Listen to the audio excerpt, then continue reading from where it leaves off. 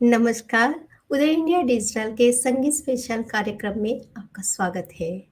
मैं हूँ उपाली अपराजिता। हम अपने दर्शकों के लिए हमेशा कुछ ही अलग लेके आते हैं। आइए इस कार्यक्रम में हम आज संगीत के बारे में चर्चा करेंगे। कहते हैं संगीत ईश्वर की देन होते हैं, जो कि सुनने वाले के दिल में हमेशा एक अलग जगह बना लेता है। आज हम आपको एक ऐसे ही एक महान शख्स से मिलाएंगे जिनकी आवाज़ से आप कायल हो जाएंगे। तो स्वागत कीजिए उस्ताद गुलाम अब्बास खान का, जो कि मशहूर गज़ल गायक होने के साथ-साथ भगवान श्री कृष्ण के एक बहुत बड़े भक्त हैं। आइए उनके साथ चर्चा करते हैं। नमस्कार जी। नमस्कार, कैसी हैं आप? हम बहुत बढ़िया। बहुत अच्छा लग उस्ताद रहा जी। है कि जी, हाँ फरमाइए, जी। फरमाइए। हाँ, उस्ताद जी, आप रामपुर घराने से हैं और शास्त्रीय संगीत में अंतर्राष्ट्रीय स्तर में आपकी बहुत ख्याति है। आपके बारे में एक ख़ास बात ये है, शास्त्रीय संगीत गाने के साथ-साथ सूफ़ी गीत, गज़ल गाने के साथ-साथ आप एक अलग स्थान अपने संगीत के दुनिया में बनाए हैं। ये एक अनूठी बात है। क्योंकि आम स्तर पर ऐसा होता है कि गज़ल गायक संगीत शास्त्रीय संगीत नहीं गाते हैं और जो लोग शास्त्रीय संगीत गाते हैं और गज़ल गाने में उतनी महारत नहीं हासिल कर पाते हैं। क्या आप इसके लिए कोई ख़ास ट्रेनिंग लिए हैं? जी, सबसे पहले तो आप सबको मेरी तरफ से बहुत-बहुत नमस्कार, आदाब और बहुत-बहुत मुबारक हो आपको कि उदय इंडिया ने ये डिजिटल चैनल शुरू किया है और मैं दुआ करता हूँ भगवान से कि ये आपका चैनल दुनिया भर में मकबूल हो, दुनिया भर में धन्यवाद, इसकी प्रसिद्धि हो। और उदय धन्यवाद। इंडिया ना सिर्फ़ भारतीय पॉलिटिक्स में बल्कि भारतीय साहित्य में, संगीत में यानी कि कुल मिलाकर जो इंडियन कल्चर है उसको बहुत दिल से और बहुत मेहनत से प्रमोट कर रही है। और आप लोगों की मैगज़ीन तो दुनिया भर में मशहूर है ही, लेकिन मैं दुआ करता हूँ कि आज से आपका ये चैनल भी दुनिया भर में मशहूर हो जाए। तो मुझे बेहद खुशी है आज आपके साथ ये गुफ्तगू करते हुए। अच्छा, जैसा कि जी। आपने मुझसे पूछा कि मैं शास्त्रीय गायन के साथ-साथ ग़ज़ल भी गाता हूँ या सूफ़ी भी गाता हूँ और भजन भी गाता हूँ और आपका सवाल बहुत खूबसूरत लगा कि आप अलग-अलग ये जो जॉनर्स हैं या अलग-अलग जो विधाएँ हैं, इनमें कैसे महारत हासिल कर लेती हैं। देखिए ब हमारा घराना भारतीय शास्त्रीय संगीत का एक बहुत ही एमिनेंट घराना है और मेरे पिताजी पद्मश्री उस्ताद गुलाम सादिक खान साहब जो अब इस दुनिया में नहीं है, उन्होंने मुझे जब बचपन से ही ट्रेन किया, तो उनका नज़रिया ये था कि देखिए शास्त्रीय संगीत की तालीम लेने के बाद बाकी और जो भारतीय संगीत है, चाहे उसमें ग़ज़ल गायकी हो या फ़िल्मी संगीत हो या सूफ़ी संगीत हो या भजन गायकी हो या फ़ोक, वो सब चीज़ें गाना आसान हो जाती हैं। लेकिन ख़याल इस बात का रखना चाहिए कि अगर हम शास्त्रीय गायन कर रहे हैं, तो शास्त्रीय गायन एक ओपन गायकी माँगता है, वो एक ख़ास अदायगी माँगता है। कोई भी जॉनर्स गाइए वो दूसरे जॉनर के साथ मिक्स नहीं होना चाहिए।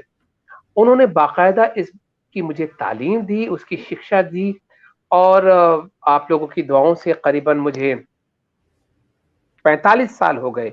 मतलब बहुत ही छोटी उम्र से जब मैं टीनेज था, तब से ही मैंने 10-11 साल की उम्र से स्टेज पर परफ़ॉर्मेंस करना शुरू कर दिया था। और मेरी यही कोशिश रही कि चाहे जो भी मैं गाऊँ, वो उसके साथ पूरी जस्टिफिकेशन हो। मतलब जैसा कि आपका सवाल था कि एक एक गायकी दूसरी गायकी के साथ मिक्स नहीं होना चाहिए। उसमें मुश्किल तो बहुत होती है, बहुत तपस्या करनी पड़ती है, लेकिन आप लोगों की दुआओं से इसके लिए मेरी कोशिश जारी है और लो दुनिया भर में उस चीज़ के लिए बहुत प्यार और सराहा गया है मेरा काम। जी। बहुत अच्छा लगा। भारतीय शास्त्रीय संगीत दिन के अलग-अलग प्रहर और मौसम के मुताबिक गाया जाता है। ऐसा क्या है? और किस समय और किस मौसम में कैसे क्या राग गाया जाता है, उसके बारे में हमारे दर्शकों से कुछ बात आप कीजिए? जी।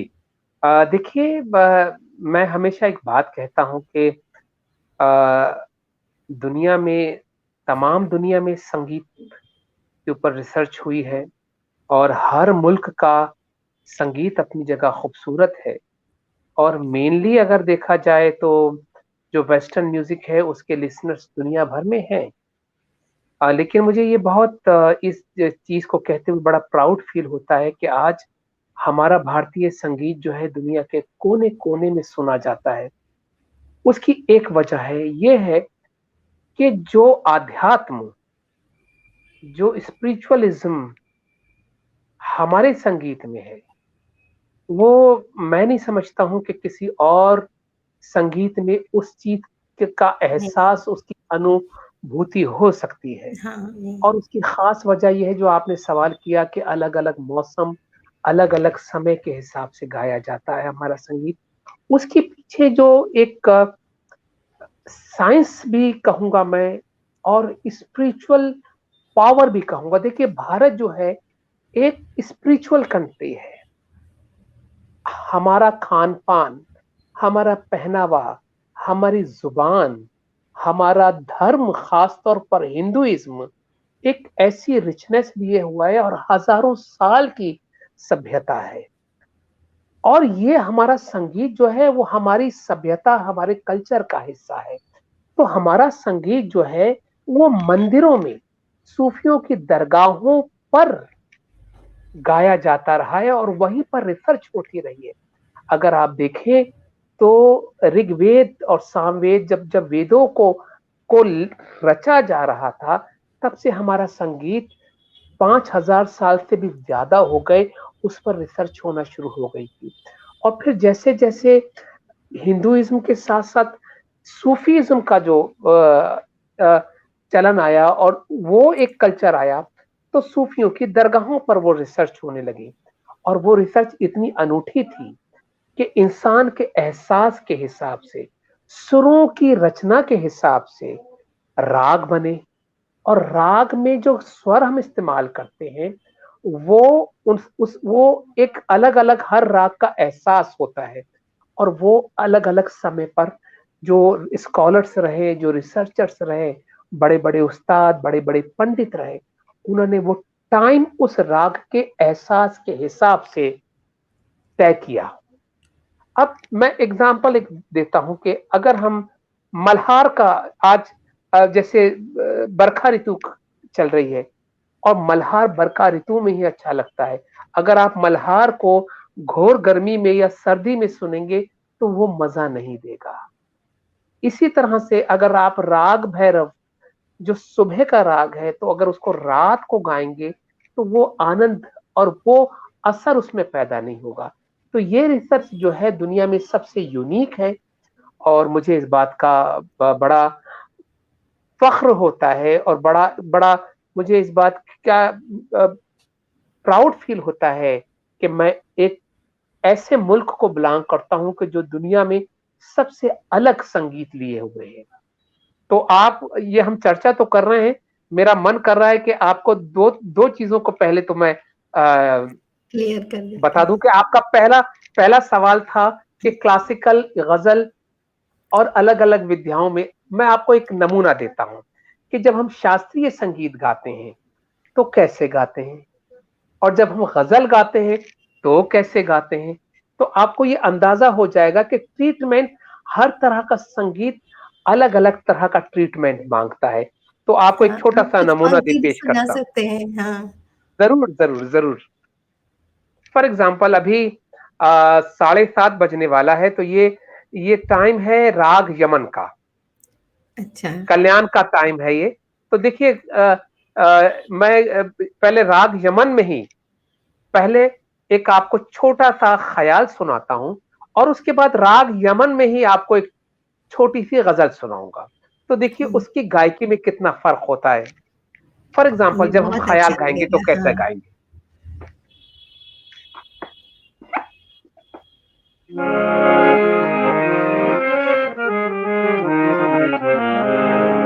अब ख्याल गायकी जो है वो खुली गायकी मांगती है।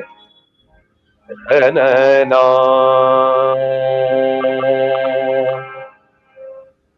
रे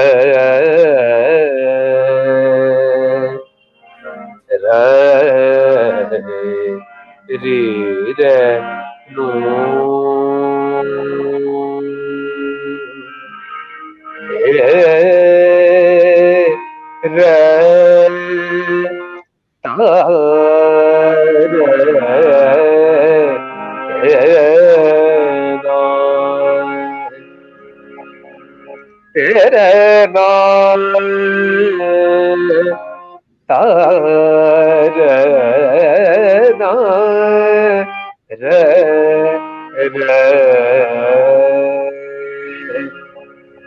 अब इसमें एक बंदिश देखिए, सुनिए। मैं बारी बारी जाऊं प्रीतम प्यारे, मैं बारी बारी जाऊं प्रीतम प्यारे, कब आएंगे मोरे मधरवा, कब आएंगे मोरे मधरवा, मैं बारी बारी जाऊं प्रीतम प्यारे, मैं बारी बारी जाऊं प्रीतम प्यारे, फूल मन सेज सवारूंगी बालम, फूल मन सेज सवारूंगी बालम, और दारू गिहरवा, मैं बारी बारी जाऊं प्रीतम प्यार, मैं बारी बारी रे सारे सानी दानी रे गामा दा पमा करे, गामा दानी दानी दा पमा दानी रे गारे सारे सारे सानी दा पमा दा सानी दा पा दामा दा पमा गामा करे सा, मैं बारी बारी गा गा गा नी गा गा रे सा रे सानी दानी रे गा रे सा रे सानी दा मा दानी सा सा दा नी दा दा दा पा पा पा मा पा गा गा मा पा मा करे सा, मैं बारी बारी जाऊं। अब देखिए क्लासिकल में एक चीज होती है आकार की तान, जो बहुत तपस्या और बहुत रियाज मांगती है।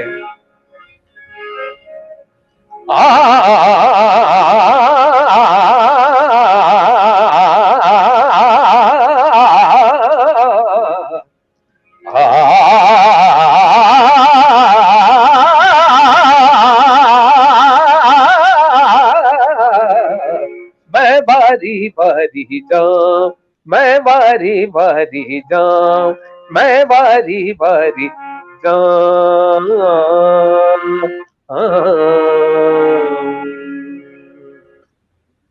तो ये ख्याल बहुत गायकी। खूब, बहुत खूब। बहुत बहुत शुक्रिया। हमने सुना है अब आपने भी जी कुछ रागों की रचना भी किए हैं। आप जी कृपया उसके बारे में भी कुछ चर्चा करेंगे? जरूर बताता हूं। अब देखिए ये तो मैंने नमूना आपको ख्याल गायकी का दिया, राग भी मैं सुनाऊंगा जो मैंने नया क्रिएट किया। अब देखिए इस गायकी में और गजल गायकी में क्या फर्क है। ये जितनी खुली गायकी है, पूरे वो खुली आवाज से और अलग तरह का रस लेके ये गायकी पेश की जाती है। अब गजल गायकी सुनिए। फॉर एग्जाम्पल यमन में एक आपको एक मुखड़ा गजल का सुनाता हूं।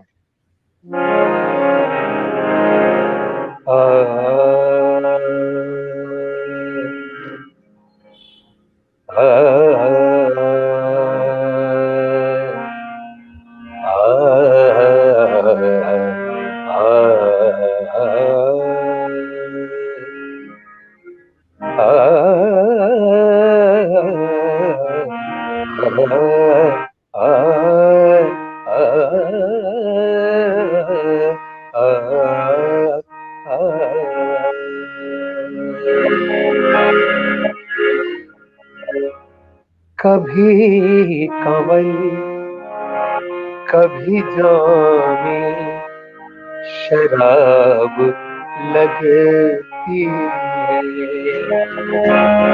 कभी कंवल कभी जामे शराब लगती है। तुम्हारी आंख बहारों का ख्वाब लगती है। तुम्हारी आंख बहारों का ख्वाब लगती है। कभी कंवल कभी जामे शराब लगती है। तो देखा आपने, गजल जो है वो बहुत सॉफ्ट गायकी मांगती है, नाजुकी मांगती है। हर शब्द को बहुत ही इमोशंस के साथ, बहुत ही रोमांस के साथ कहना होता है। और अगर गम है तो गमगीन हिसाब से उसको वो हमें ट्रीट करना पड़ता है।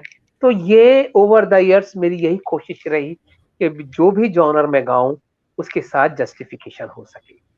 वो तो पता लग रहा है आपके गज़ल से। बहुत बहुत शुक्रिया। बहुत बहुत शुक्रिया, बहुत बहुत बहुत ही शुक्रिया। अच्छा। और जी, आप अब अपने आपने जो आपने हाँ, सृष्टि जी आपके जी अपना जी फरमाए। रचना करने वाले हाँ, जो राग जी आपने जी अपने आप कुछ रचना किए हैं, 6 राग रचना किए हैं हमने सुने हैं, जी तो उसके जी बारे में कुछ बताइए? जी, मैं बताता हूँ आपको। देखिए, मैंने अभी तक जिन जिन रागों को इन्वेंट किया है, बल्कि अगर हम देखा जाए तो शास्त्रीय संगीत में ये कहा जाता है, जो हमारे गुणीजन और जो ऋषि मुनि हुए हैं, वो कहते हैं कि संगीत में वही 7 सुर हैं, कुल मिला के 12 सुर हैं। तो राग उन्हीं में छुपे होते हैं, बस उन्हें खोजना पड़ता है। तो मैंने वो राग इन्वेंट नहीं किए हैं, बल्कि डिस्कवर किए हैं। तो और ये मेरी खुशनसीबी है कि भगवान ने ये मुझे थोड़ा-सा ये ज़हन दिया, क्योंकि मैं चाहता था कि देखिए, जैसे कि जब मैं बात कर रहा था कि संगीत में स सदियों की रिसर्च है, हज़ारों साल की रिसर्च है, और अलग-अलग समय पे अलग-अलग ऋषि-मुनि और अलग-अलग गुणीजनों ने अपने-अपने वक़्त में कुछ ना कुछ नया करने की कोशिश करी। अब इतने ज़्यादा राग बन चुके हैं अभी, कि आम तौर पर ये लगता है कि अब हम क्या कुछ कर सकते हैं, उसकी बहुत ज़्यादा स्कोप नहीं रहा है। लेकिन फिर भी मेरी पिछले कई सालों से ये कोशिश थी कि मैं कुछ अपना नया कर सकूँ। तो भगवान ने और आप लोगों की दुआओं से कुछ ऐसे थॉट्स आए, और जिसको मैं कहता हूँ कि वो खुदा सिग्नल भेजता है और हम एक रिसीविंग बॉडी होते हैं उस सिग्नल की। तो वो मैंने वो भगवान की तरफ से वो सिग्नल्स आए और मैंने वो कोशिश करी कुछ नया करने की। तो मैंने जो-जो राग इजाद किए हैं, उसमें से एक है राग मोहिनी भैरव, जो भैरव का प्रकार है। राग मोह बिहाग, जो बिहाग का प्रकार है। एक राग है मांडवी टोड़ी, जो टोड़ी का प्रकार है। एक राग है राग रसेश्वरी, एक वियोगिनी, और एक रसिक पलासी। तो अभी इतना तो वक़्त नहीं है कि सारे रागों को हाँ, मैं सुना सकूँ, लेकिन एक राग जो मेरे दिल के बेहद करीब है, राग रसेश्वरी, जो अगर आप लोगों को अंदाज़ा हो, तो अ, राधा जी का नाम रसेश्वरी है। रासेश्वरी उन है। उनके कई नाम हैं, उन्हीं में से एक नाम है रसेश्वरी। तो ये राग मैंने राधा जी को डेडिकेट किया। और देखिए, हमारा संगीत जो है, अगर आप हमारा संगीत की आत्मा को ध्यान से समझें, और हमारे ख़याल गायकी में भी जो बंदिशें हैं, कॉम्पोज़िशंस हैं, वो जो शब्दों का इस्तेमाल होता है, और जो उसका लिटरेचर है, वो राधा और कृष्णा के प्रेम से प्रेरित है। तो ये राग जो है मैंने राधा जी के को डेडिकेट किया है। इसकी छोटी-सी एक मैं इस रचना को आपको पहले आरोह-अवरोही, ताकि जो अगर लोग संगीत प्रेमी सुन रहे हैं या कुछ स्टूडेंट सुन रहे हैं, उनको पता भी चल जाए कि ये राग कौन-सा है। देखिए। ध सा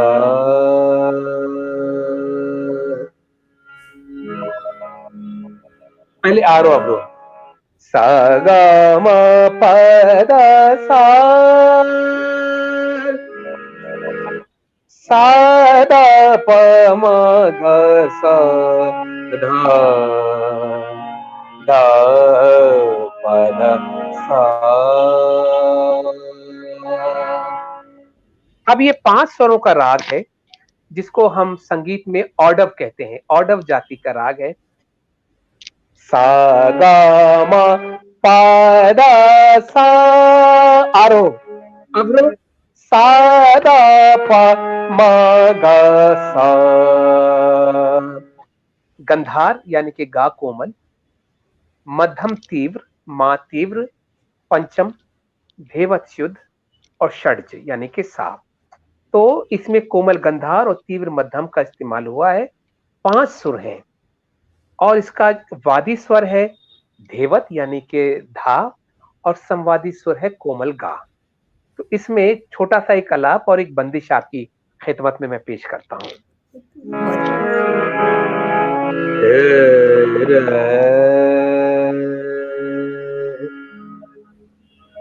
र र न रे रे र न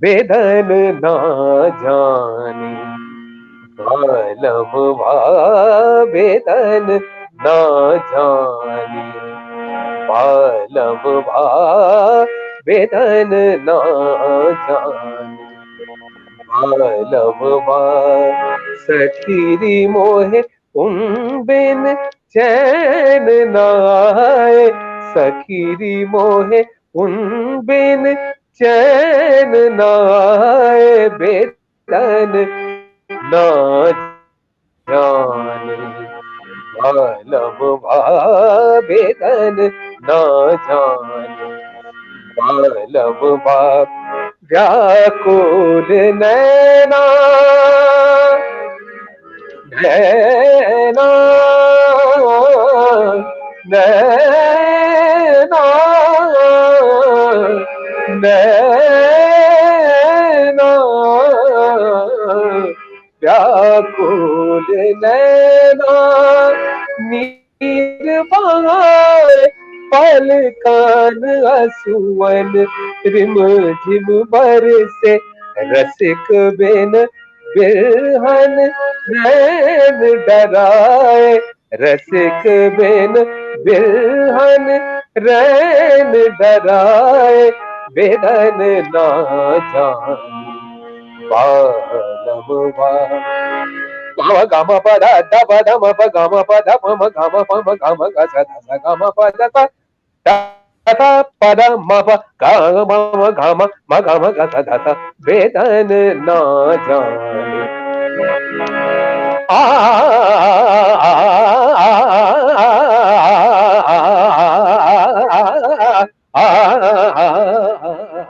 बेदन ना जाने।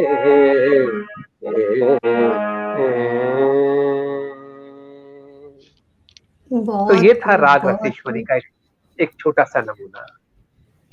बहुत बहुत शुक्रिया, मुझे बहुत लग बहुत रहा है शुक्रिया। हमारे दर्शकों को भी आप एक अलग माहौल में, अलग महफ़िल में ले गए थे। बहुत ही अच्छा लगा। बहुत बहुत शुक्रिया, बहुत बहुत शुक्रिया।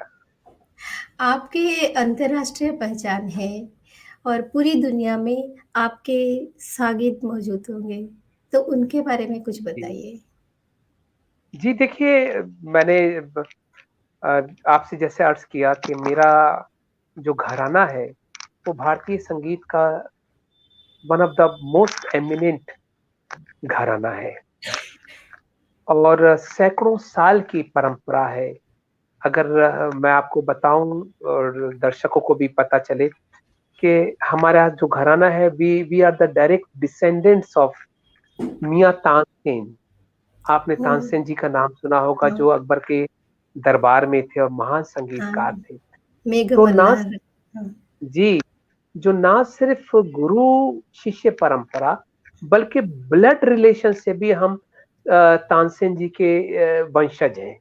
तो ओह! हमारी फैमिली का इतना बड़ा इतिहास रहा है और मैं दुआ करता हूँ कि ये धरोहर कायम रहे। देखिए, बदलता वक्त है और बड़ी मुश्किल है शास्त्रीय संगीत के लिए, लेकिन फिर भी मेरी एक कोशिश है और ये मेरी मेरी ज़िंदगी का मुहिम है कि मैं तमाम ज़िंदगी इस खूबसूरत आर्ट को दुनिया के कोने-कोने में फैलाना चाहता हूँ, ताकि ये हमारी परंपरा और हमारी धरोहर कायम रहे।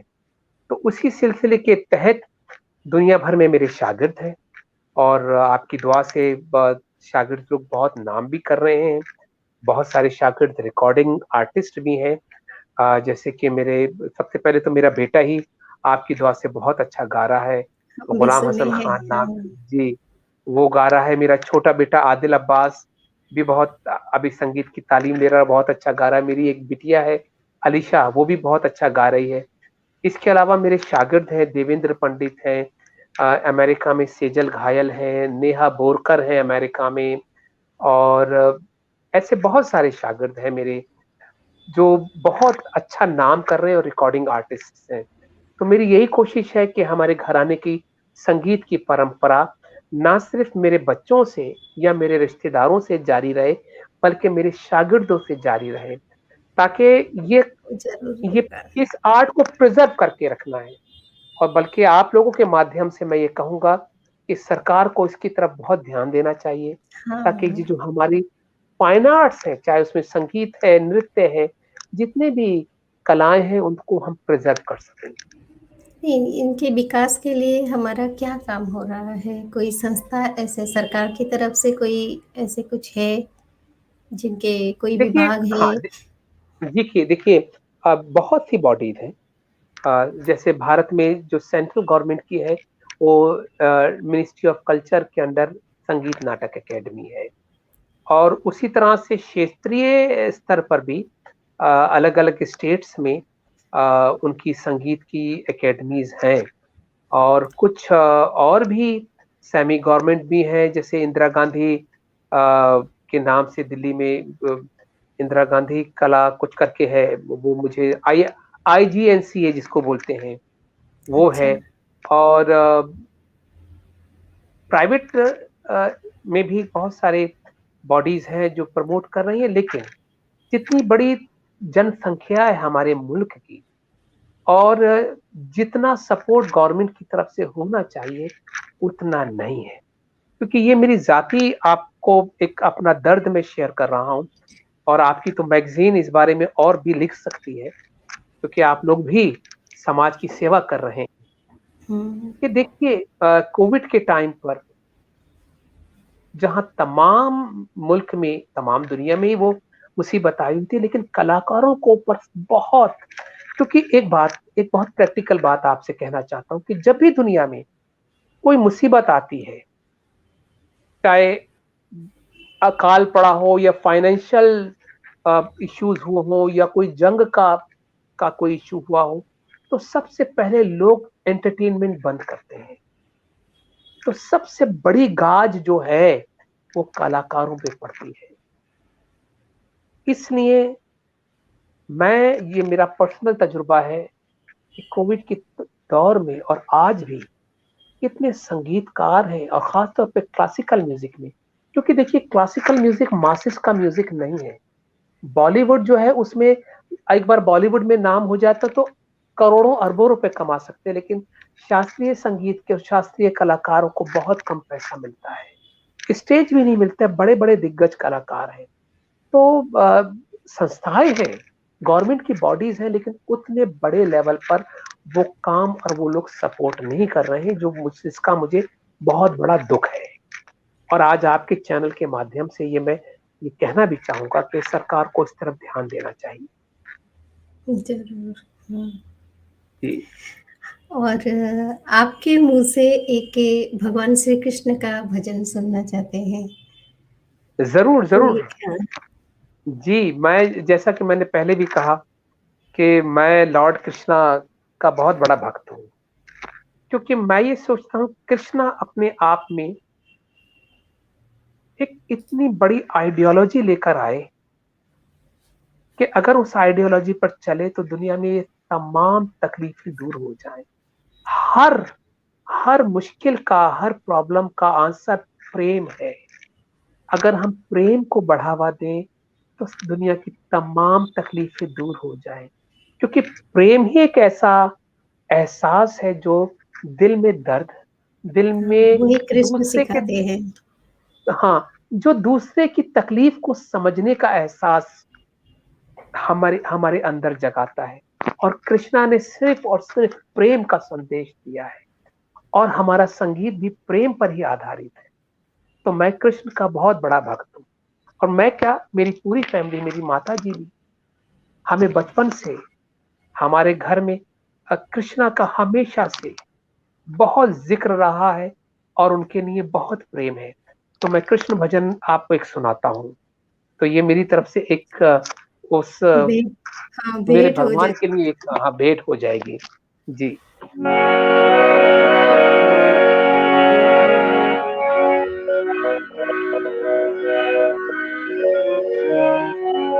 मेरा गोपाल गिरधारी, मेरा गोपाल गिरधारी, जमाने से निराला है। मेरा गोपाल गिरधारी, जमाने से निराला है। सलोना है, सजीला है, सलोना है, सजीला है, ना गोरा है ना काला है। मेरा गोपाल गिरधारी, जमाने से निराला है।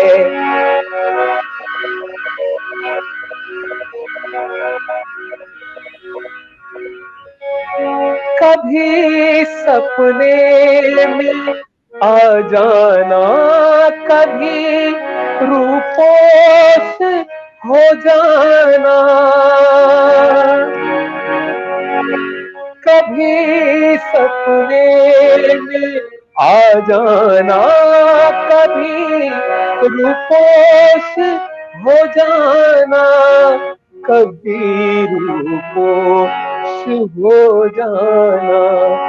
ये तड़पाने का मोहन ने अनोखा ढंग निकाला है। ये फरसाने का मोहन ने अनोखा ढंग निकाला है। सलोना है, सजीला है, ना गोरा है ना काला है। मेरा गोपाल गिरधारी, जमाने से निराला है। जमाने से निराला है। बहुत बढ़िया, बहुत बहुत बहुत शुक्रिया। अच्छा लगा। हाँ। बहुत बहुत शुक्रिया। ये हम कुछ और बात करेंगे। आजकल युवा पीढ़ी में शास्त्रीय संगीत के लिए आग्रह थोड़ा कम हो रहा है जी, और हाँ, युवा पीढ़ी में पश्चिम संगीत की तरफ ज़्यादा आग्रह रहता है। इसके बारे में जी। आप क्या कहना चाहेंगे? देखिए, ये एक तो इंसानी फितरत भी है। जो चीज़ हमसे दूर होती है या जो चीज़ थोड़ी मुश्किल से मिलती है, उसकी तरफ आम तौर पर इंसान का अट्रैक्शन ज़्यादा होता है। वो और एक ऐसा भी शास्त्रीय संगीत से वो थोड़ा आसान भी होता है, ये हाँ, भी हाँ। तो एक तो मैटर है जिज्ञासा का। एक हाँ, कल्चर के लिए दूसरी कल्चर के प्रति जिज्ञासा, एक बात। दूसरी बात, जिस तरह से पिछले कई सालों में ग्लोबलाइजेशन हुआ है, तो वो भी एक वजह है कि युवा पीढ़ी जो है पाश्चात्य संगीत की तरफ हमारी युवा पड़ी। लेकिन तस्वीर का दूसरा रुख ये है कि जिस तरह से हम उनकी संस्कृति के पीछे भाग रहे हैं, वो लोग हमारी संस्कृति के पीछे भाग रहे हैं। और आपको एक बात ये भी बता दूं कि जब नौजवानी होती है, जब इंसान टीनेजर होता है 20s में, और लेट 20s तक जाते जाते जब जिंदगी की सारी तकलीफें, प्यार में दिल टूट जाना, नौकरी ना मिलना, गमों को देख लेना, और जब ये सब चीजें होती हैं, तो मेरा मेरा जाती तजुर्बा है कि एक बार आप जब 30s क्रॉस करते हैं, तो ज्यादातर बच्चे वापस अपनी संस्कृति में आ जाते हैं, क्योंकि हमारी संस्कृति जो है वो ज्यादा सेटल्ड है। माँ बाप के प्रति आदर, सत्कार, हमारी वैल्यूज, हमारा जो हमारा जो स्पिरिचुअल, जो हमारी वैल्यूज हैं, वो बहुत स्ट्रांग है। तो एक फेज होता है कि जब युवा संगीत, पाश्चात्य संगीत के पीछे भागते हैं, लेकिन उनका, मुझे ये कहना नहीं चाहिए क्योंकि मैं सभी संगीत और सभी कल्चर्स का आदर करता हूं, लेकिन मैं आपको एक किस्सा बताता हूं जो मैंने पहले भी आपसे कहा। मैं जापान में था 2018 में। तो कुछ स्टूडेंट्स मुझे मिलने आए और कुछ लोगों ने इंटरव्यू लिया। उनका ये सवाल था कि देखिए, हमारे नौजवान भी, और जब हम वेस्टर्न म्यूजिक सुनते हैं या हमारा संगीत भी सुनते हैं, लेकिन पता नहीं वो जो एहसास आपके संगीत में है, वो एहसास हमें अपने संगीत में क्यों नहीं मिलता है, या वेस्टर्न संगीत में क्यों नहीं मिलता है। तो मेरा सीधा सा जवाब था कि हमारा कल्चर ही दुनिया में सबसे अलग है, इसी वजह से हमारा संगीत भी दुनिया में सबसे अलग है। और तमाम दुनिया के संगीत जो है क्लब्स में, किसी अलग अलग जगहों पर उन पर रिसर्च हुई है, लेकिन हमारे संगीत की रिसर्च मंदिरों में हुई है। वो दिल को छूने हमारे, वाले संगीत। बस, तो इसी वजह से तो जो नौजवान है वो भागते हैं थोड़े वक्त के लिए, लेकिन फिर वापस आ जाते हैं। मैंने तो 90% लोगों को यही देखा है। मेरा मेरा अब मैं आपको, देखिए, मैं आपको अपना अपना किस्सा सुनाता हूँ कि जब मैं यंग था, 10-12 साल का था, तो मैं उतना शास्त्रीय संगीत को उतना ध्यान से नहीं सुनता था। मुझे फिल्मी गाने या कुछ इस तरह की चीजें पसंद आती थी 80 के दौर में या 70 के दौर में, जब बहुत छोटा था। लेकिन जब से क्लासिकल म्यूजिक समझ में आया, तो आज ये है लगता है कि इसके आगे सारे संगीत फीके पड़ जाते हैं। तो ये सभी के साथ है। और लेकिन जैसा मैंने कहा कि हमारी सोसाइटी को, माँ बाप को, हमारे समाज को और हमारी सरकार को, तीनों को इस पर जोर देना चाहिए कि बच्चे जो है हमारी संस्कृति को ना भूलें। क्योंकि एक बहुत दुख की बात है कि जब हम अपनी जबान भूलते हैं, तो हम अपना कल्चर भी भूल जाते हैं। तो आजकल बच्चे जब इंग्लिश बोलेंगे तो फिर इंग्लिश खाना खाएंगे, इंग्लिश संगीत सुनेंगे। तो ये बात है। चलो, उदय इंडिया के इस संगीत स्पेशल शो में आज के लिए इतना ही। हमें इजाज़त दीजिए। देखिए उदय इंडिया।